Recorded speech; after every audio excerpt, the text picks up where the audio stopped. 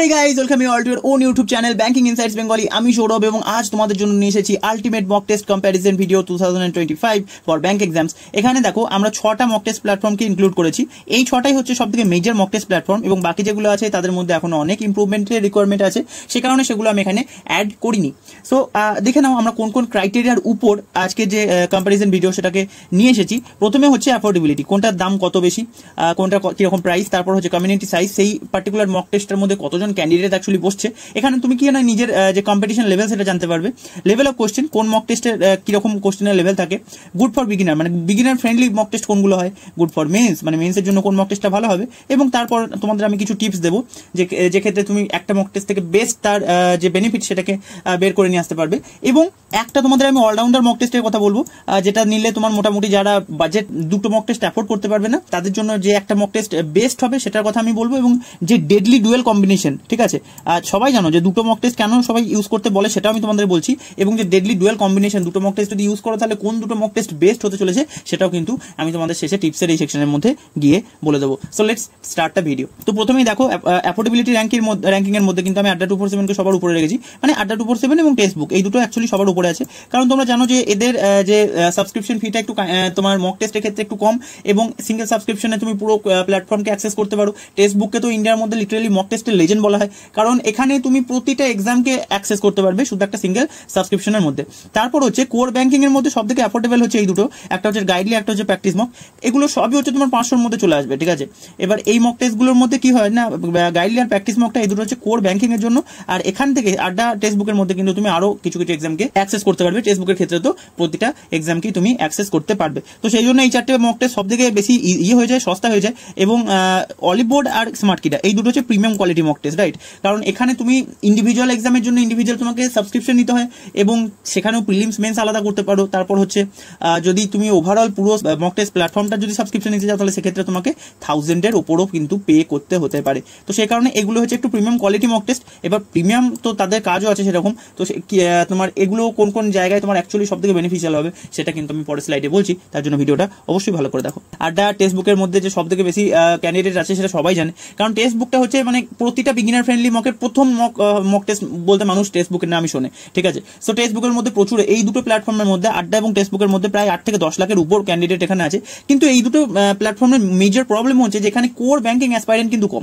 মানে ধরো তুমি একটা টেক্সটবুকের মধ্যে মক দিলে, সেখানে তোমার পার্সেন্টাইল এলো 85%, সেই একই লেভেল থেকে তুমি যখন অলিভ বোর্ডে মক দিতে যাবে তখন দেখবে তোমার পার্সেন্টাইল কমে যাবে। মানে হচ্ছে অলিভ বোর্ডের মধ্যে কি না, কোর ব্যাংকিং যে তোমার ক্যান্ডিডেট গুলো থাকে সেগুলো সব থেকে বেশি পরিমাণে অলিভ বোর্ড আর গাইডলির মধ্যে এখন এই মুহূর্তে আছে। গাইডলি এই কয়েক বছরের মধ্যে নিজেকে খুব তাড়াতাড়ি দ্রুত ইমপ্রুভ করেছে, তো সেই জন্য গাইডলি তো একটা অবশ্যই প্রশংসার যোগ্য একটা প্ল্যাটফর্ম। তো আড্ডা 247 এবং টেক্সটবুকের মধ্যে ক্যান্ডিডেট বেশি আছে, কিন্তু এখানে কিন্তু কোর ব্যাংকিং ক্যান্ডিডেটের সংখ্যা এই তোমার অলিভ বোর্ড আর গাইডলি থেকে একটু কম, ঠিক আছে। আর এই যে স্মার্ট কিটার টেক্সটবুক, এই স্মার্ট কিটার প্র্যাকটিস মক, এখানেও কিন্তু তুমি কোর ব্যাংকিং ক্যান্ডিডেট পাবে, কিন্তু তাদের সংখ্যা কিন্তু অলিভ বোর্ড আর গাইডলি থেকেও অপেক্ষাকৃত একটু কম, রাইট। সো তারপর আমরা দেখবো যে লেভেল অফ কোশ্চেন কোড মকের কেমন হয়। অলিভ বোর্ডের লেভেল দেখো ওভারঅল, মানে কোয়ান্ট বলো, রিজনিং বলো, ইংলিশ বলো, সবার ক্ষেত্রেই কিন্তু অলিভ বোর্ডের লেভেলটা এক্সাম লেভেলের থেকে একটু উপরে থাকে, রাইট। তো সেই জন্য অলিভ বোর্ডকে সবার উপরে রেখেছি। স্মার্ট কিটার ইংলিশ সেকশনটা একদম কি বলবো মাইন্ড ব্লোয়িং সেকশন, ইংলিশ সেকশনটা স্মার্ট কিটার, রাইট। যাদের ইংলিশের খুবই অবস্থা খারাপ বা ইংলিশে যাদের তোমার বেসিকে প্রবলেম, ইংলিশ আরো অনেক বেশি স্ট্রং করতে হতে পারে, তো সেক্ষেত্রে কিন্তু তোমরা স্মার্ট কিটার মকটার দিকে যেতে পারো, কারণ এরা ইংলিশের উপর স্পেশাল গুরুত্ব খুব সুন্দরভাবে দিয়ে থাকে। প্র্যাকটিস মকের ক্ষেত্রে যদি বলো এই সেম কেস হচ্ছে প্র্যাকটিস মকের ক্ষেত্রে কোয়ান্ট, কিন্তু কোয়ান্টের প্রবলেম এখানে একটু বেশি লেন্দি এবং একটু ক্যালকুলেটিভ কোয়ান্ট এখানে আসে। তো কেউ যদি সেই জায়গায় কোয়ান্টকে সেইভাবে ইমপ্রুভ করতে চাও তাহলে প্র্যাকটিস মকের দিকে যেতে পারো, যদিও আমি এটাকে রেকমেন্ড করি না। এবং পারফেক্ট যদি এক্সাম লেভেলের কথা বলো তাহলে সেই জায়গায় বাজিমাত করে দিয়েছে এখন হচ্ছে গাইডলি, ঠিক আছে। গাইডলি নিজের যে লেভেলটা একদম পুরো এক্সাম এফিসিয়েন্ট লেভেলে নিজেকে রাখার চেষ্টা করে এবং এই মক টেস্টটা খুব সুন্দর বাজেট ফ্রেন্ডলিও, ঠিক আছে।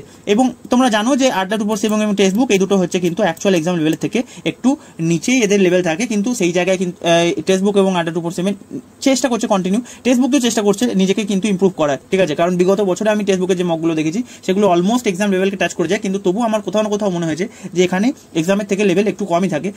কিছু কিছু মক টেস্ট আবার এমন থাকে টেক্সটবুকের মধ্যে যেগুলো লেভেল অতিরিক্ত হার্ড, ঠিক আছে, যেটা মানে কোনো সেন্স ক্রিয়েট করে না। সো এই দুটোকে ওই জন্য আমি সবার শেষে রেখেছি।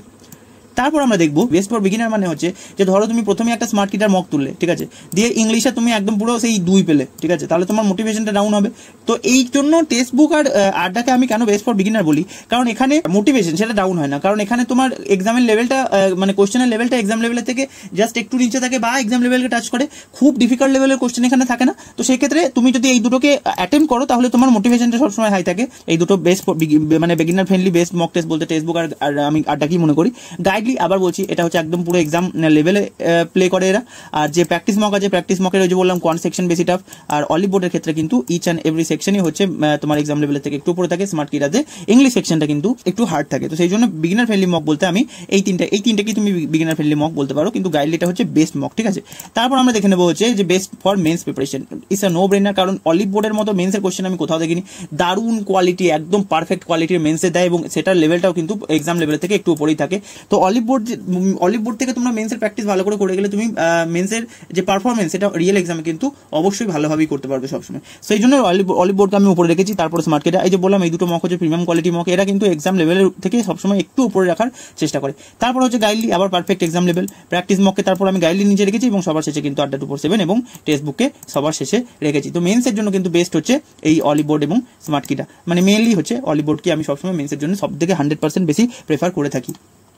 এবার তোমাদের জন্য কিছু ইম্পর্টেন্ট টিপসের কথা আমি যদি বলি তাহলে হচ্ছে যে সবসময় দুটো মক টেস্ট প্ল্যাটফর্মকে ইউজ করার চেষ্টা করবে, সবসময় দুটো। কেন না, এখানে তোমার ভ্যারাইটি বাড়বে, তারপর হচ্ছে তোমার যে ব্রড কভারেজ সেটা বাড়ছে, মানে তোমার কোনো সময় মনে হবে না যে একই রিপিটেটিভ টাইপের কোশ্চেন তুমি সলভ করছো, বা তুমি কোনো একটা ধরো আগে থেকেই তোমার কাছে সাবস্ক্রিপশন ছিল টেক্সট বুকের, এবার টেক্সট বুকের ক্ষেত্রে তুমি প্রিলিমস পড়ো কিন্তু মেন্সের ক্ষেত্রে টেক্সট বুক তোমাকে সেই লেভেলে হেল্প করতে পারবে না। তো সেই ক্ষেত্রে কিন্তু তোমাকে একটা খুব ইম্পর্টেন্ট মক টেস্ট নিতে হবে।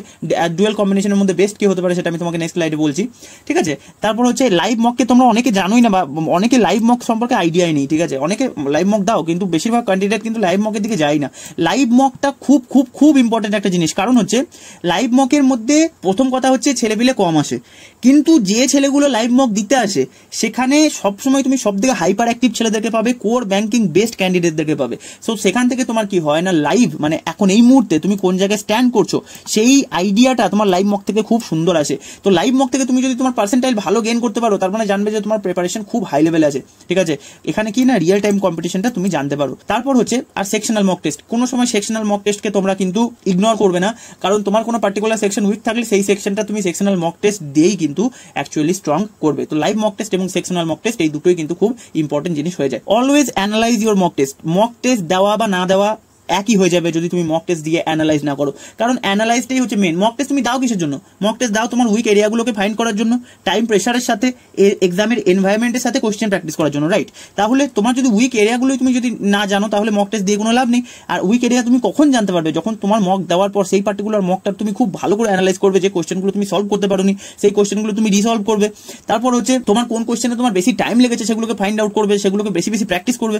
তো মক টেস্টের যে অ্যানালাইজ এটা খুব খুব খুব ইম্পর্টেন্ট, কারণ অ্যানালাইজ না করা মানে মক টেস্ট দেওয়া না দেওয়া সেই সেম জিনিস, বুঝতে পারছো? তো অ্যানালাইজটা হচ্ছে একটা মাস্ট, এটা কেউ কিন্তু ইগনোর করবে না, বুঝতে পারলে? তারপর হচ্ছে সিমুলেট এক্সাম কন্ডিশন। এটা কখন বলো তো? এটা হচ্ছে ধরো তোমার কোনো পার্টিকুলার এক্সামের ফর্ম ফিল আপ তুমি করেছো, অ্যাডমিট কার্ড চলে এসেছে। অ্যাডমিট কার্ড আসার মানে তুমি শিফটের টাইমিংটা জানতে পেরেছো, ধরো তোমার সেকেন্ড শিফটে পরীক্ষা পড়েছে।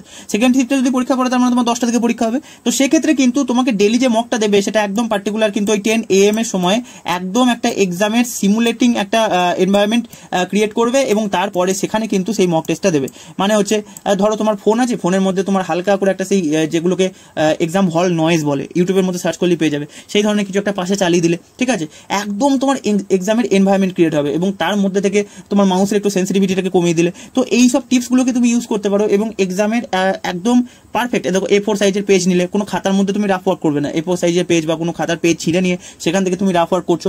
তো এইগুলো থেকে না তোমার একটা কি হয় না, সাবকনশিয়াসের মধ্যে যে এক্সামের যে এনভায়রনমেন্ট সেটা আস্তে আস্তে আস্তে আস্তে অ্যাডজাস্ট হতে শুরু হয়। তো রিয়েল এক্সামে গিয়ে কিন্তু এটা তোমাকে অনেক বেশি বেনিফিট করে, রাইট। তো এইগুলো ছিল তোমার জন্য কিছু এক্সট্রা টিপস এবং এবার আমরা বলবো যে কোনগুলো হচ্ছে বেস্ট মক টেস্ট যেগুলো তুমি এখন বাই করতে পারো।